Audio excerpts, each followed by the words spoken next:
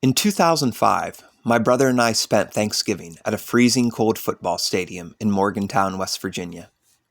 At one point, the television cameras focused on the front row of the frenzied student section, to the sign my brother held, to the words written in black Sharpie, "Almost heaven, John Denver? This is heaven." If you can possibly imagine heaven with a below freezing temperature, then I think maybe it was heaven. No, of course it wasn't heaven, but it seemed kind of close. Most all of us have experienced moments like the one my brother and I and 52,000 other Mountaineer fans did that frigid evening in West Virginia.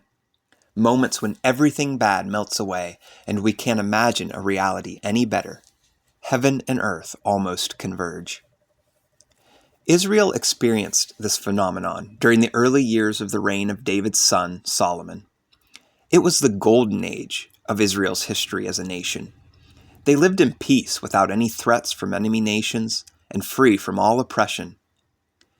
They also lived in prosperity with silver and gold as common as pebbles and stones. From their northernmost boundary to their southernmost, the people lived in safety, each man under his own vine and fig tree. Not only was there unparalleled peace and prosperity, but during this time Israel experienced the fulfillment of the promise made by the Lord to their ancestor Abraham. The number of people was as numerous as the sand on the seashore. The kingdom of Israel flourished, in every sense of the word, under the rule of their wise, just, and God-honoring king. King Solomon was world-renowned, and the dignitaries of other nations traveled from far and wide to meet him. The text summarizes Israel's blessed existence under Solomon in a simple sentence: they ate, they drank, and they were happy.